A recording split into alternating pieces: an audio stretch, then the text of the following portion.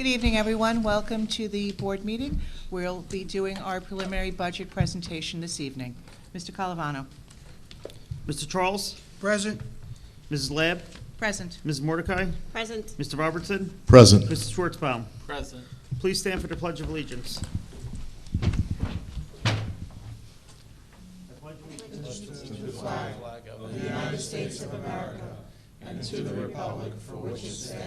One nation, under God, indivisible, with liberty and justice for all.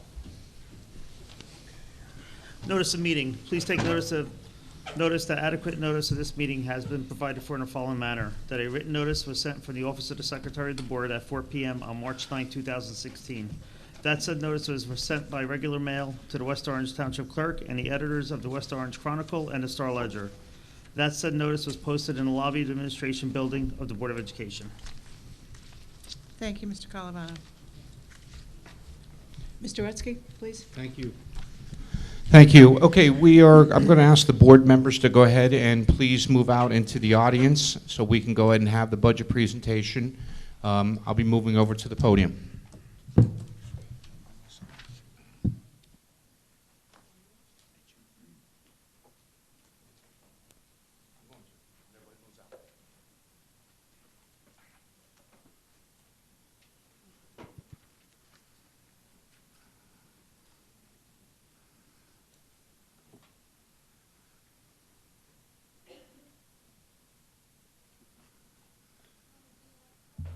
It's okay. It's fine. Good evening, everybody. Before we begin the presentation, I want to just discuss a wonderful young lady who was an 11th grade student in this building who recently passed away. She was dealing with a serious illness, and it's a very, very sad day for us. Saturday she passed away, and Mackenzie Fitzen is her name, really wonderful 11th grader who has been struggling for several months now. If everybody could just rise for a moment so we could do a moment of silence for her.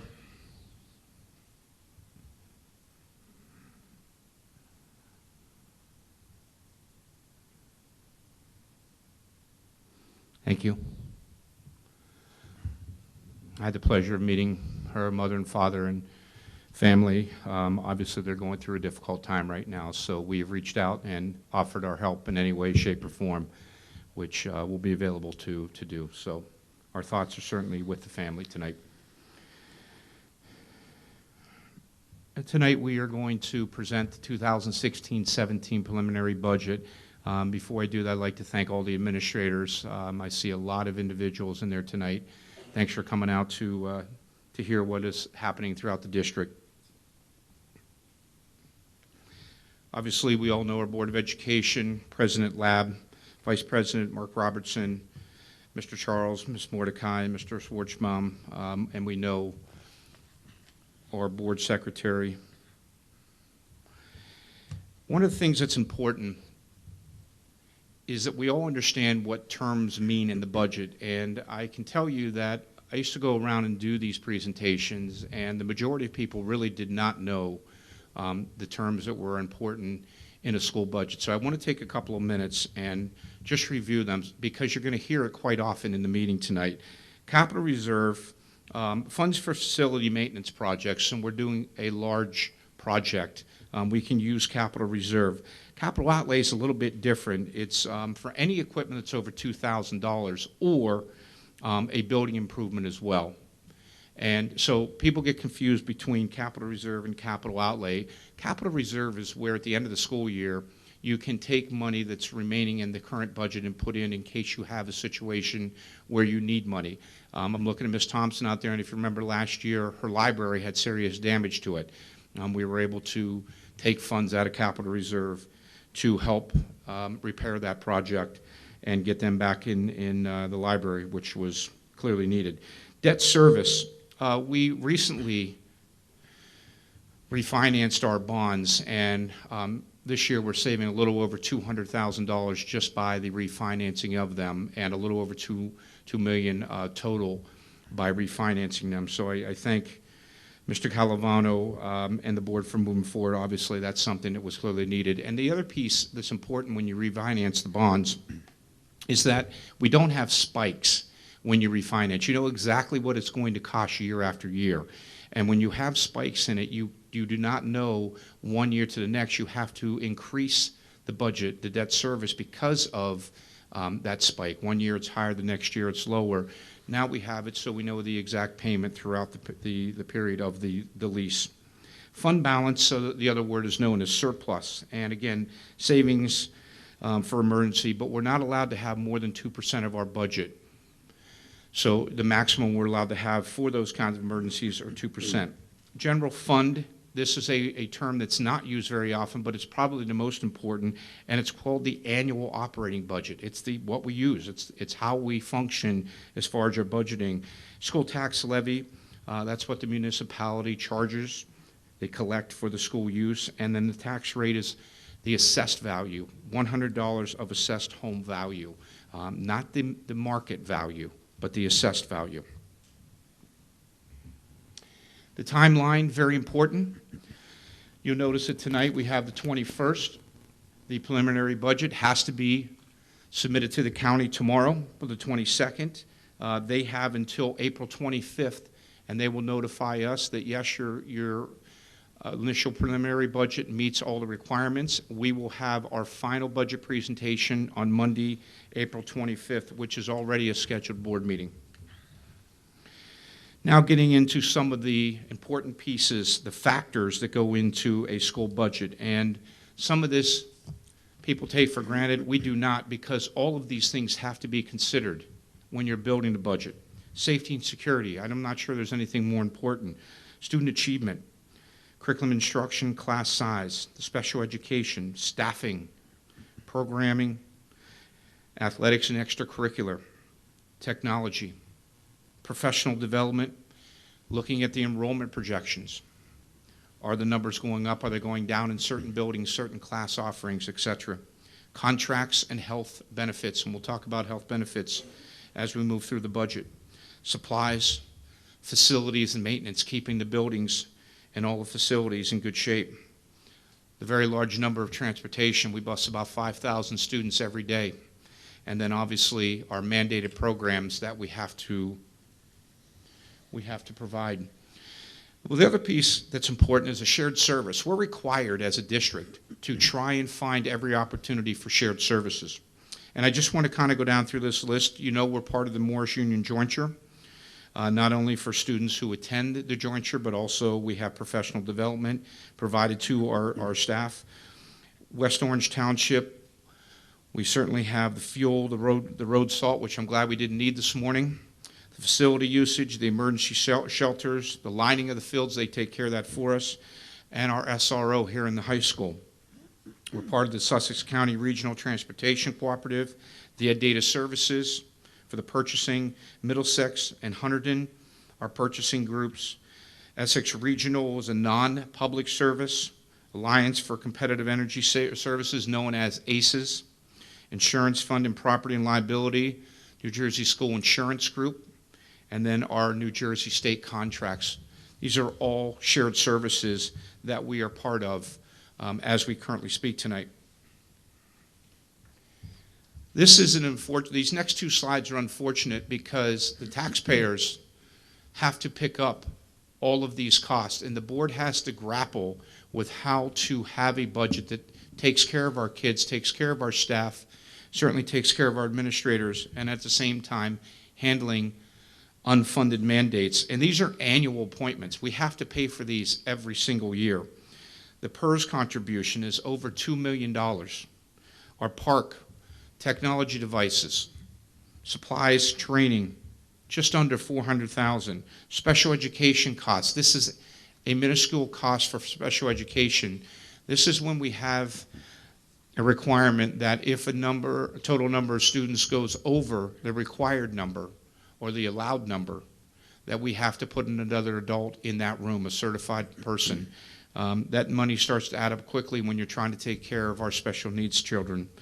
HIB, the training that are required, the assemblies, and the salaries, the time that goes into The HIB is very, very important. Our professional development, most important thing that we try to do is continue to get better every day. We do that through professional development. And then the required Achieve NJ. We in this district has the Marsano with the eye observation. All of those unfunded mandates total just under $3 million. We don't have a choice. We have to do these. I'm going to turn this over to Mr. Calavano to get through the next few slides. For those that don't know Mr. Calavano, he is our business administrator and board secretary. Mr. Calavano. Thank you. We're going to talk about the revenues now that will support the 16-17 budget. We have a 2% tax levy. This $128,852,000 represents exactly 2%. School districts are limited to how much they can increase their tax levy each year. We have a 2% cap, but there's other adjustments that you can make to that cap, meaning if you have a large enrollment growth, there's an adjustment for enrollment growth. Health insurance, according to the calculation, if you're over a certain percentage of an increase, you're able to take that adjustment. The state understands that a 2% is very difficult, especially with health benefits coming in at 10, 13%. So they allow you to take these adjustments. It's not an automatic, you actually have to apply for it and the state has to approve it. There's a bank capped adjustment, meaning that if you under cap one year, and we were under cap the current year that we're in, that amount that we're under cap actually goes and gets banked. And you have 3 years to bring that out and to actually use that into your budget. And it's not additional revenue, it just gives you the ability to increase your tax levy by that amount. So this year, this budget is at a 2% cap. State aid, $8.5 million.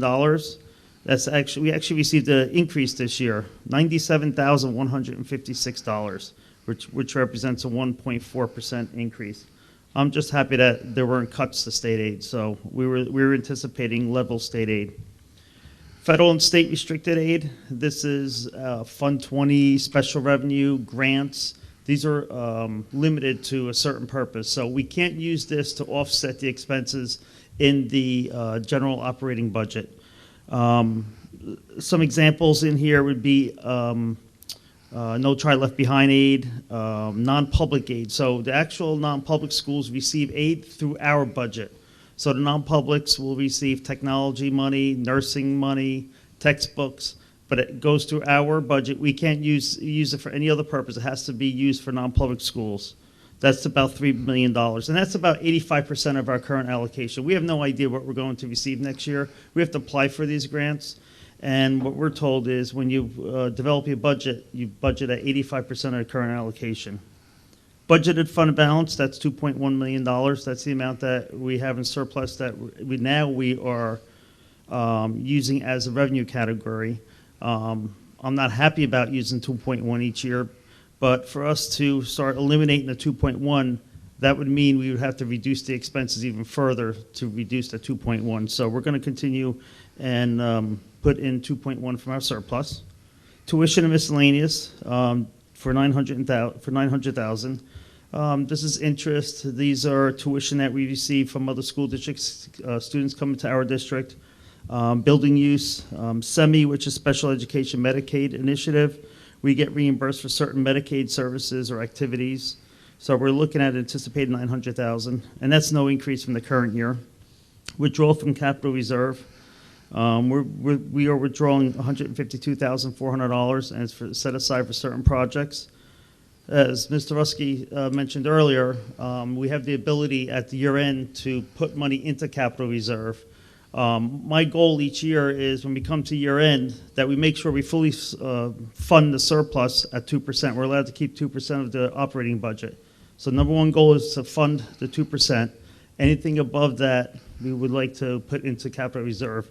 Last year, 14-15, when we closed the books, we fully funded our 2%, and we also were able to put $128,000 into capital reserve.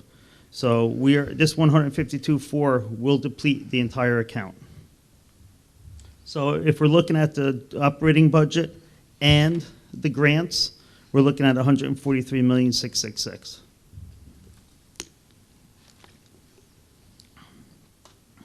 These are the expenditures for the operating budget. And if you just look real quick on the bottom, we're at 140. And you might sit there and wonder, why is that different than the page prior? What's not on the expenditure side is the grant number. So if you take the 140 plus the 3,113,000, it'll tie. We'll have a balanced budget. So here are the categories, major categories of school district. This is nothing new. This is probably mirrors all the school districts in New Jersey. Majority of it going to salary and benefits. We have a special education category, which include transportation. Again, this does not include salaries. We left the salaries up above. Then we have transportation, again, which does not include special ed. Operation and maintenance, instruction and support. We have charter school. We're down to $90,000 for charter school payments. We have 7 students anticipating to go to 3 charter schools.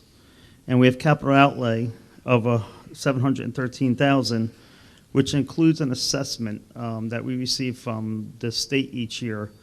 Back in 2011, for those districts that received a grant to improve your buildings, at that point, we didn't realize we were going to get assessment, so we applied for the grant. We got a certain percentage from the state. The other part came from the local budgets.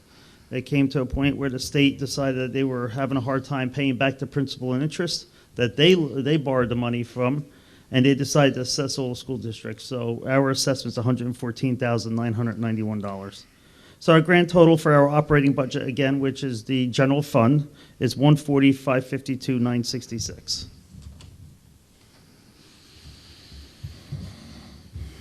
So this slide shows where we are with CAP. The blue is the 2%. That's the 128,852. That is our 2% cap. Now, last year, or the current year that we're in now, when we developed the budget, we decided that we didn't want to go to 2%. We were $1.3 million.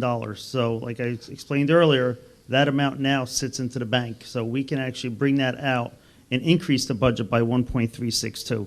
But remember, by increasing the budget, we're increasing tax levy. So that means the taxes will go up by whatever the adjustment is based on this $1.3 million. So you have 3 years to use the cap, or you lose the ability to bring it out. We actually had about $841,000 that we lost coming into the school year that we did not use the prior 3 years.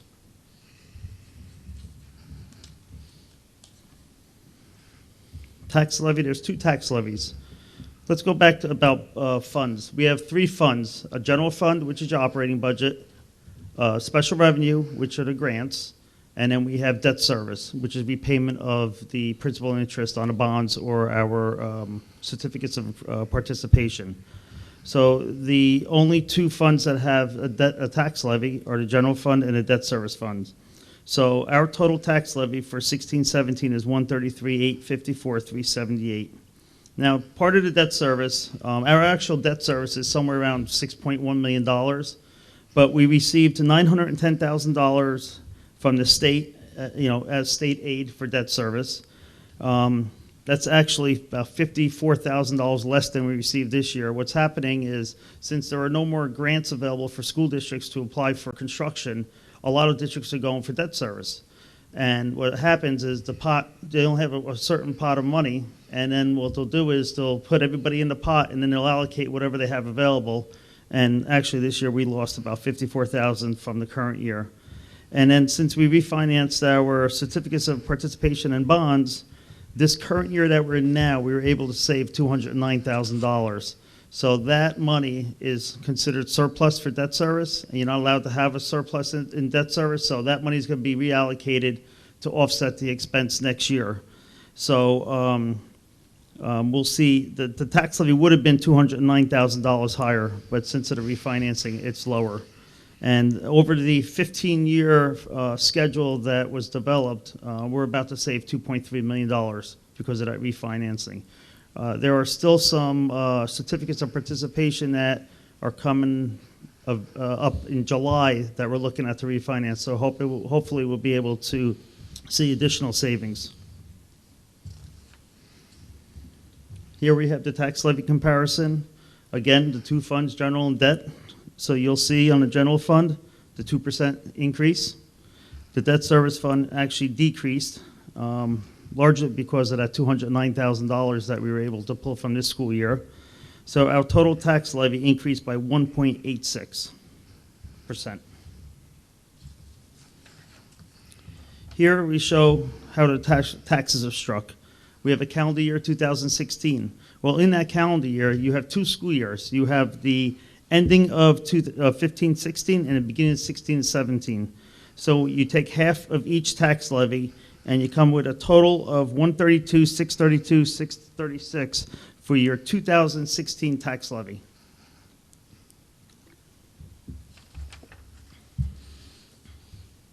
Okay, at this time, I'd like to introduce our Director of Buildings and Grounds, Mr. Bob Ziggy. He's going to go over some of our district-wide capital projects as well. He's going to talk a little bit about the next slide, as well as show a little bit of the work that was done during the school year. Mr. Ziggy. Okay, good evening, everybody. In our capital budget this year, we plan on doing a couple of projects. The number one project are structural repairs to our schools. 3 in particular, our administration building, our retaining wall in our parking lot is in desperate need of repair. The administrative steps, which is actually the back of the building versus the front of the building, they are deteriorating, and our bus garage needs 3 sets of walls taken down and rebuilt. Our heating, ventilation, and air conditioning, the high school Tarnoff gym air conditioning coils need to be replaced this year. The asphalt and concrete, we're looking at all of our schools to do work with uprooted sidewalks, broken sidewalks, potholes, driveway repairs, and so forth, which we do about $150,000 worth of repairs each year, and we're scheduled this year to do as much as we've done in the past. Asphalt floors, we have Edison's nurse's office that has an asphalt floor that needs to be replaced, and the Redwood kitchen floor needs to be replaced. So those are 2 projects that are involved with asbestos. The high school dance studio is self-explanatory. If the high school program goes through for a dance program, then we're going to need a dance floor installed with mirrors and so forth. So that's one of our scheduled projects. The Energy Savings Improvement Plan, otherwise known as ESIP, we're doing a few projects there. The major highlights are lighting upgrades and controls. We're changing all of our school lighting, interior and exterior, to LED lighting, which will give us a better light and is a tremendous energy conservation project. 3 generators are finally going to be put in the high school Tarnoff cafeteria, the server rooms at the high school, and the library kitchen for the refrigerator and freezers up at Liberty School. HVAC rooftop replacements, or actually upgrades, the high school auditorium and Roosevelt LMC will be rebuilt under that program. And the partial roof replacements at Mount Pleasant, Roosevelt, and High School Conforti are all included in the roof replacement projects. Okay, at this time, we're just going to show a little PowerPoint that Mr. Ziggy put together for this upcoming school year. Okay, these are before and after pictures of what we had before the project, and then you'll see after. We've been doing this the last couple of years, and pretty impressive in seeing where the dollars are going and how it affects our schools. We have one before that, Jeff, I think, is the before picture. Oh, this is the before. There it is. The before for the high school roof, that's over the PVW gym. That's the before. You can see it's about 18 years old, that roof, very porous and had leaks continuously. The after is the modified bitumen roof that we've been putting on our schools, and you can see the difference, and now we have no leaks. The retaining wall in the back of St. Cloud starting to deteriorate with the pointing, and then repoint it. Again, another section, and then repoint it. Okay, the retaining wall, part of the retaining wall at the administration building that is deteriorating because of the fence on top. That fence is no longer there, allowing the wall to be repaired, and the after is that look. So now the parking lot won't fall in with the retaining wall being repaired. The roof on the auto shop, before, leaks, porous. See how bad the joints were? And now the restoration of that particular roof. The administration building, the chimneys were deplorable, starting to fall down. All the soffits were in very, very bad shape. A lot of intruders in our building when it came to squirrels and birds and nesting up there. All of that was done. So those are the before pictures. and these are now the after. Complete soffits redone, chimneys rebuilt, chimney caps, snow guards. That's the Gregory roof before. In our stairwells, continual damage because of the valleys in the roof and the roof shingles deteriorating. The valley there is where we had a lot of damage. And then the after, when that section of the roof was replaced. Okay, Mr. Ziggy, thank you very much for that. Thank you.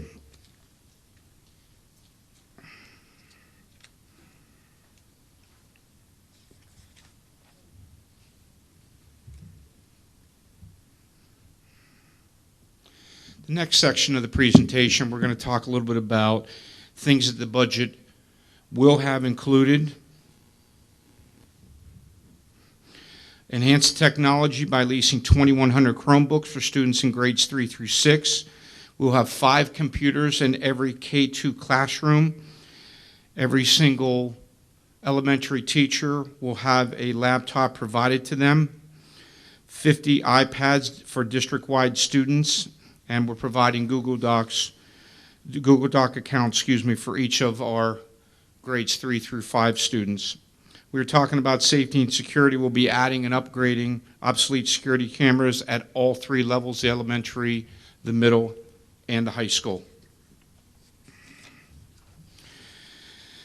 One of the things that the board really was challenged with was about a $3.5 million deficit. When we went to 2% cap, we still had a very, very large deficit. Mr.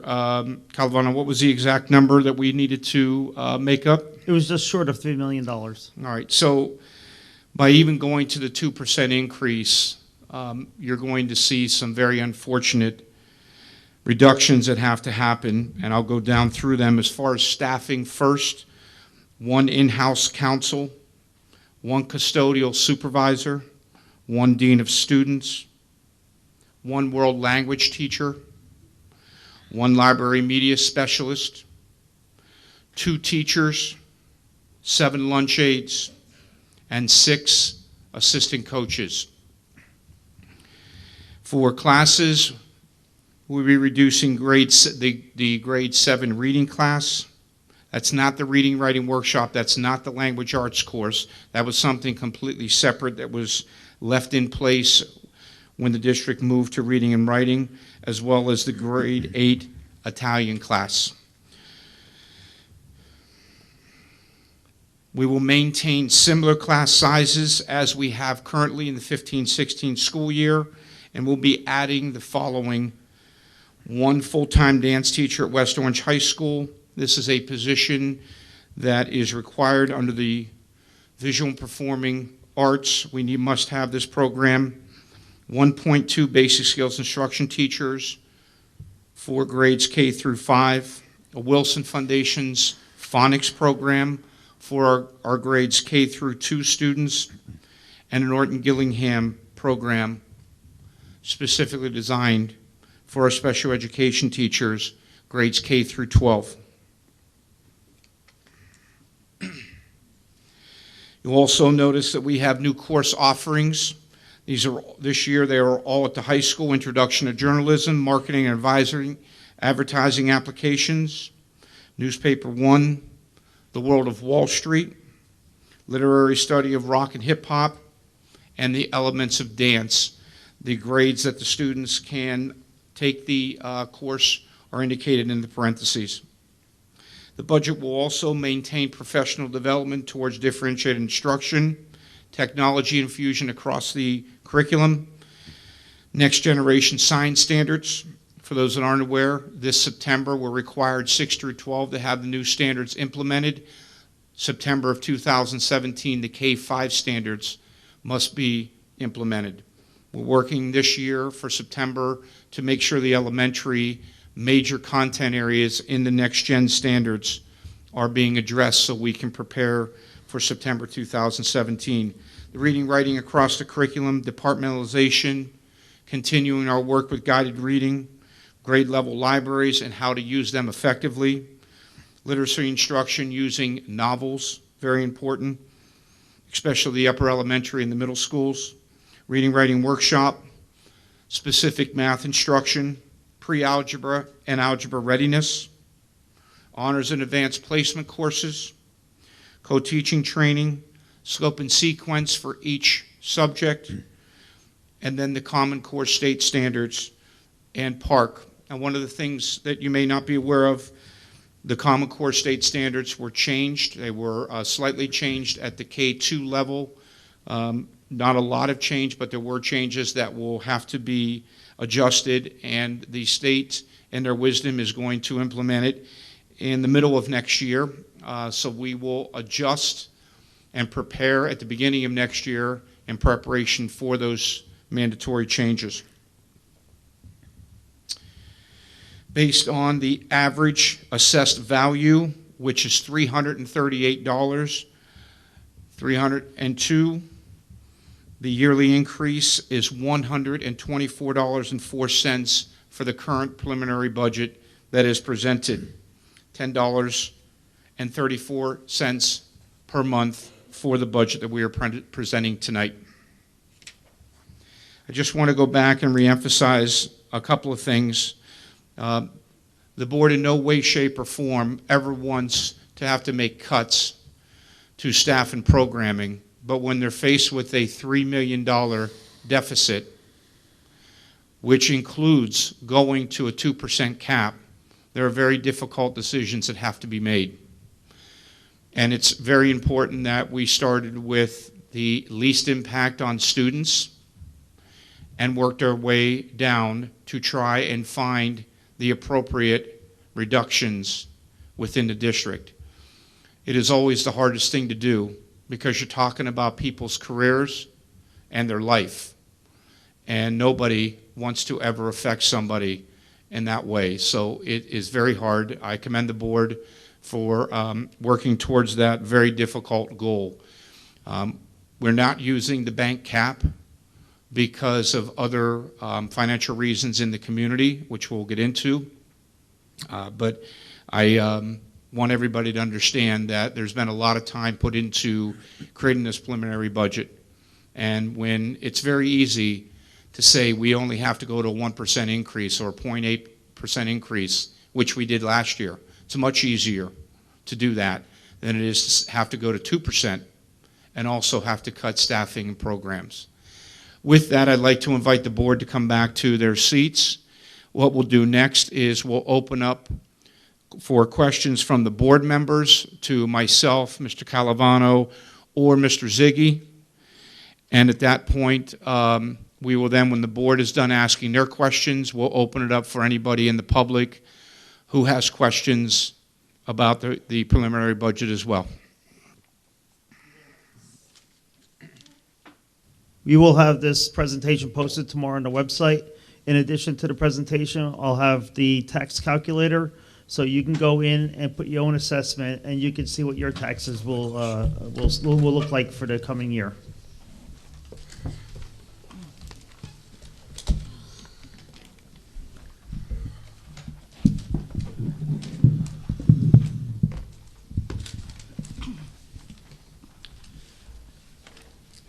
Thank you very much, Mr. Rutsky, Mr. Calavano, and Mr. Siggy for the presentation. Just like to make a couple of comments, ask a few questions, and I'll go and ask my colleagues to also put forth their concerns or questions to the administration. First off, Saturday morning in Trenton, I attended a meeting with legislative aides from across the state, and we were talking, of course, about school funding.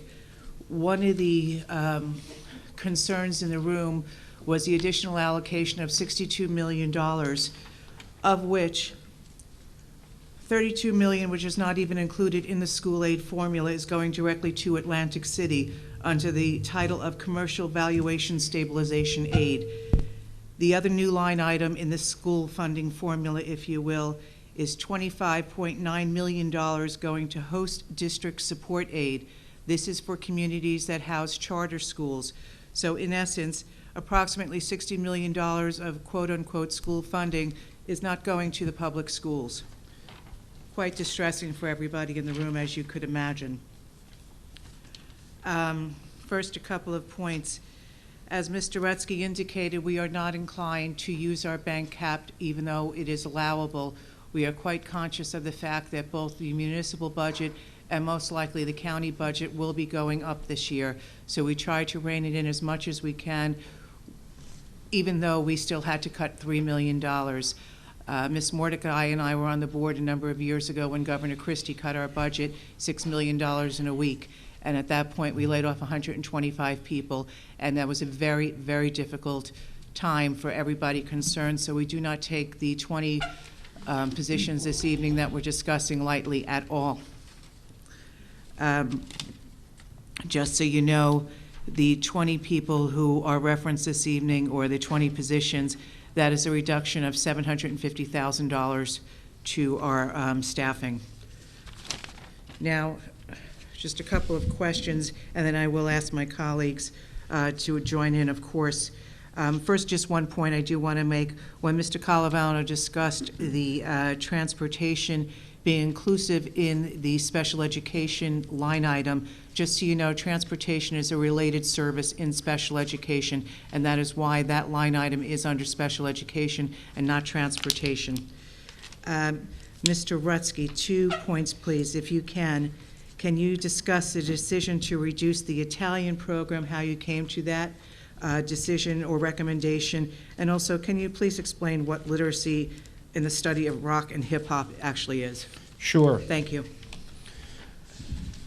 The first piece about Italian versus French, when we look at the numbers, the Italian classes are much lower in the area, the school level that we are looking to make this reduction. They are much lower than the other 3 offerings. And again, it's really a commodity to have 4 different languages offered in a middle school. However, when it comes to difficult decisions like this, it's not practical that districts have 4 in a middle school. So the idea behind Italian versus French versus Chinese versus Spanish, when we look at the numbers, we clearly see that the Italian is much lower as far as the enrollment than all the others. And that's how the decision was made. We don't look at just this year. We've looked at other years past, as well as looking at the kids moving on to the high school and determining where is the popularity in the world languages. And unfortunately, it's not in Italian right now. As far as the new course offering, it is a study of looking at all kinds of different music, but it's literature through the music, and that's the important part. This isn't anything to do with the actual, kids aren't going to be getting up in language arts class and dancing. It's more about looking at the language in the different types of music, as specifically the hip-hop, and how it currently relates to what kids are studying in their class. Okay, thank you. And just following through on the discussion regarding the Italian, obviously the students will have the opportunity to take that in 9th grade, but I do believe you also indicated that the enrollment for Italian at the high school has also dropped. Is that correct? That is correct. They will have the opportunity to take it, and currently, as we sit for next year, September, we are down 3 sections in our Italian classes. Okay, that's pretty significant. And Mr. Sigge, I just wanted to thank you for all your vigilant oversight of our buildings. It's a very expansive job that you have, from sidewalks, roofs collapsing, all kinds of things, bubbles dropping during the snowstorm. And I do know, perhaps either you or Mr. Calavano can just comment on the upkeep, particularly of our school kitchens. What is the oversight that is required by both Sodexo and by the state to ensure that they meet all standards? One of you. The kitchens themselves, from the cleaning standpoint, that's the responsibility of our staff. Okay. We do hire an outside company in the summertime, which we've had very, very good success in cleaning our kitchens and making them spotless, and that's what our goal is. Through the year, the food service people clean the kitchens as well with our staff, but the majority of the cleaning is done by the food service. The quality of the food and the inspections are done by the local health department. So they come in twice a year, get our certificates, look at the cleanliness, look at the preparation of the food and so forth, and that's done by the local health department. Okay, and the maintenance thereof, making sure the ovens and everything else, all the equipment is up to snuff, is that us, is that Sodexo? It's an outside contract. Malachi Contractors Okay. does that each year for us. We have a flat rate contract with them, and it's proven to be very successful and saved Great. us a lot of money. So they come in and do all the repairs on the equipment. Terrific, thank you very much. You're welcome. I'm going to now turn the floor over to my colleagues. I'm going to start with Mr. Charles. Do you have any questions this evening? Thank you, Madam President. Just a quick comment and two questions. Though a lot of work has gone into the development of this preliminary budget, we still have 5 weeks to finalize it. So the work from the board and administration, we still have some work ahead of us to finalize this. On the revenue side, I have a question. On the revenue slide, you mentioned, Mr. Calvano, that 900,000 included the income, the students' fees, and the facility usage. Would that be stuff like when Seton Hall rents the football field for us, included and stuff like that? Correct. Okay. On the next slide, you talked about the charter schools. You said that we are actually paying about 90,000 for three charter schools? For 7 students Seven. attending 3 charter schools. 7, like 6, 7? Like 7? Yeah, 7. Okay. 7 total. 7 total. Okay. Wow. Okay, and the last thing I think you mentioned, the tax calculator that you put up last year, are you going to put that up again this year for everyone to use? Correct. Okay. That's all I have, Madam Thank you President. very much. Mr. Robertson, do you have any questions, please? A couple of mine were already answered, so that's good. First, I just want to say that Mr. Calavano and Mr. Rutsky did a meticulous job, and it was difficult for all of us looking at cuts, particularly when it affects people's lives and people's careers. I only have one question. On the list where we're looking at the things that the budget will do, one of the page? things, I'm sorry, that is, it had curriculum. Page where are we? 15. I'm looking for it. It was it had safety, security, oh, no, that's the planning, wait a second.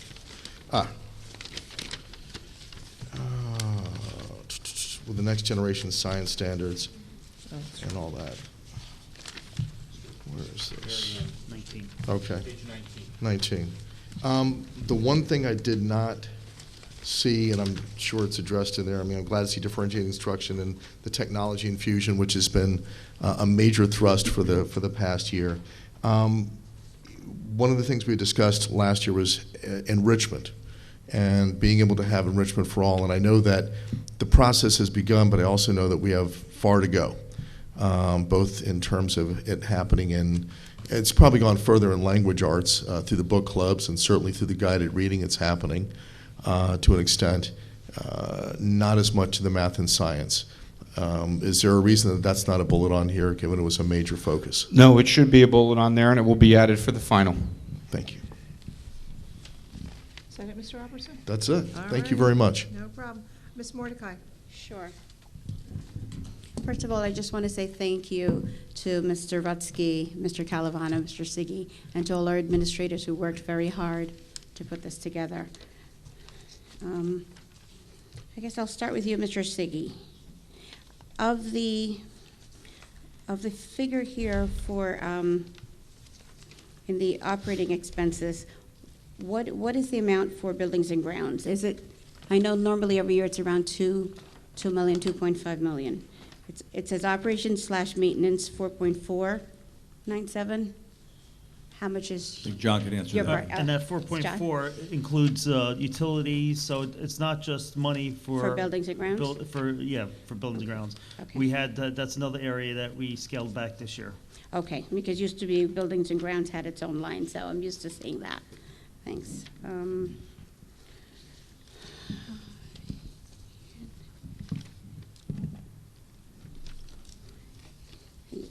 That's my only comment. It's just sad that every year that we get less and less funding from the state and federal government, and unfortunately, it always affects, or we try not to make it affect the students, but we have to make the difficult decisions every year, and unfortunately this year, the 23 staff members are involved.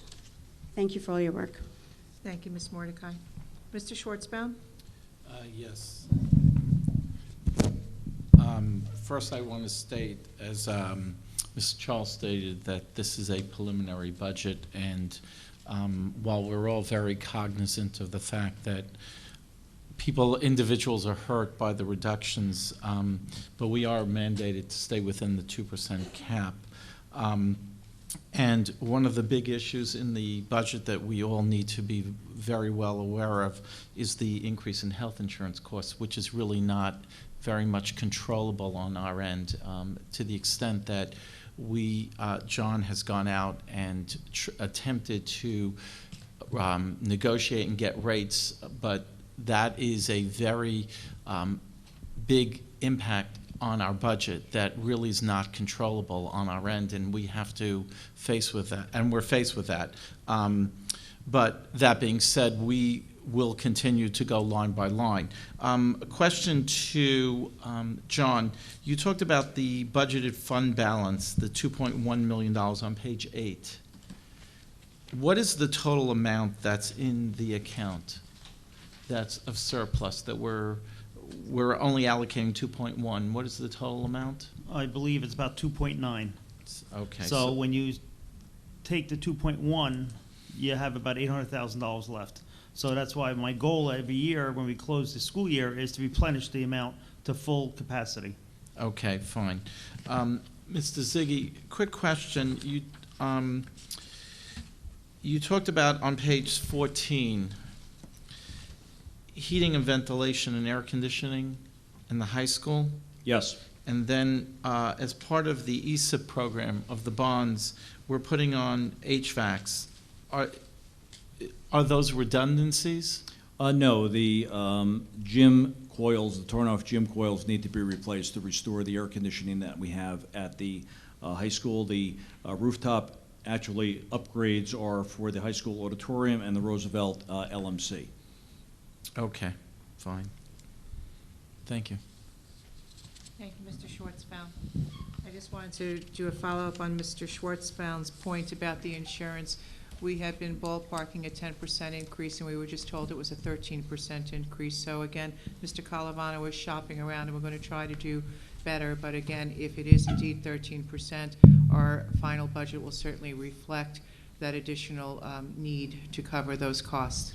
If I may, Please. just a couple things. There's a lot of administrators in the audience right now, and for the public, the one thing that's important is every year the building administrators do a zero-based budget, and then they build in what they need for that year. Every year it could be very different. So it's really important to recognize all the administrators in this district and how hard they work to start at zero, and we talk about what are the priorities. They submit line items for each of their buildings or each of their departments, and I can tell you that they did a phenomenal job this year. So for everybody that's here tonight and everybody who's part of the district, thank you. Some very fine work was done. A couple other points. President Lab, you brought up the issue about the health benefits, and I need everybody to understand, last year we had an 8% increase. And when you're talking about a percent increase, you're looking at a couple $100,000 for each percentage increase.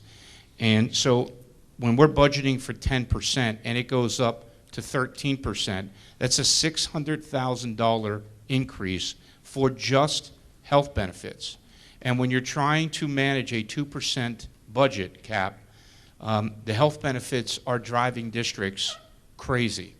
And I can tell you, as one Essex County superintendent talking in a roundtable meeting with everybody else, we're all saying the same thing about how are we supposed to manage the increases in out-of-tuition cost, where schools that are public special education schools, yet they don't have a cap to increase, that they can increase 10% every year if they choose so.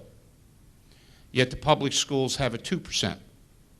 Or if we're looking at the health benefits and the increase is 10% or worse, we have to absorb that because we have to offer the same or equal benefits to all of our bargaining units as they sit right now. So when we're looking at this very challenging piece that we recommend the board has to approve, everybody has to realize the enormous amount of money that gets increased every year that we don't have a decision whether we can or cannot. So when we have children that are out of district and their cost goes up 10% from $80,000 to $88,000, we have to absorb that $8,000 every single year or find a school that is appropriate for that child. And when you're talking about multiple children that happens to, you're seeing why it's so difficult to try and stay within the 2% cap. So one of the things that's happening, and it's not just happening in West Orange, it's happening around the state of New Jersey, not only at the school level, but also the municipal level, you can only cut so far before you start to get to the bone. And when you reach the bone, you can't go any farther. And then you have staffing reductions and program reductions. And it's time that we start talking to people that can make decisions to help us, because we don't have the ability to say, sorry, we can't send that kid there. That's where the appropriate place is for the child. But we have to absorb that $10,000 increase for that one school over and over and over again. Or a 13% increase in health benefits, which is 5% higher than what we paid last year, which is about $1 million increase. So we really need to recognize where the board sits right now and the challenge they have in trying to be respectful to taxpayers in the community while also making sure our kids and staff and administrators have what they have to keep an amazing district. So I just want to make sure that everybody realizes the challenges that all of you have sitting here trying to finalize a budget. Thank you. Well, just to add to that, if the school funding formula was fully funded, and this was passed under Governor Corazine's administration, I believe it was partially funded 1 year, but if we were to receive the funding that we actually are entitled to, we would get an additional $2.5 million because we are underfunded drastically.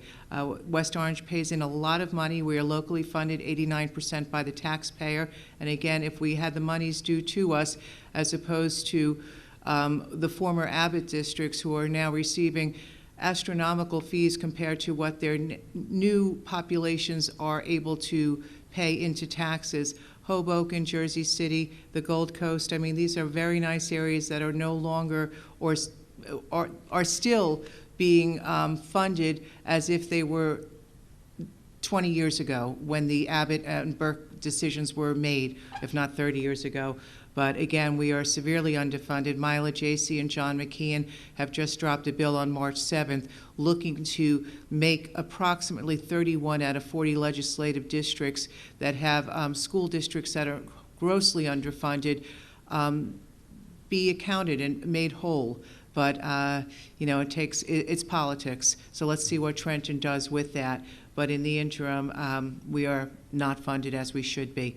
So I'd like to now, at this point, open up the floor to anybody in the public who has any comments, any questions. Please feel free to come up, state your name and address, and we will be happy to answer all of your questions in its entirety at the end of public comment. Any takers? Well, I guess not. Okay. Well, thanks anyway. Nice to see you. Yes, Mark? Just one question. Mr. Rutzke, you talked about the burden that's placed on us as we're sending kids out of district, and the schools to which we're sending them, they're not faced with the same caps that we are. They don't have that cap.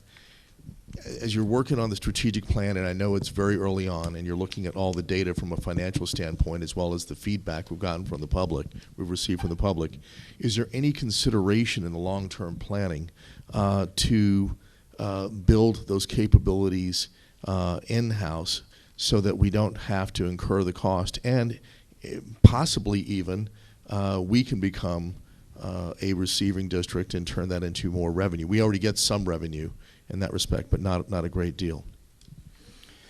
Yes, there's several points to the comment. The problem we have is our elementary schools are overcrowded as it is. And Yep. we don't have any room in those schools right now to take on children from outside of West Orange. So that's the biggest challenge. And, being in other districts, when you have a K through 5 program, parents want their children in the same district. So they don't want to be in one district and all of a sudden put them in another district in middle school.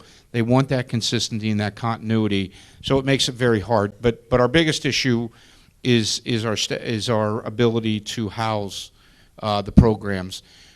We have a very, very fine special ed program in the district, and we do the very best we can at keeping everybody in district. But our goal is to treat every one of those children like they're our own, and if the in-district program does not address their individual needs, then we need to look elsewhere. Absolutely. And when students move in from other places, that they become ours, and we want to do everything to make sure their needs are being met.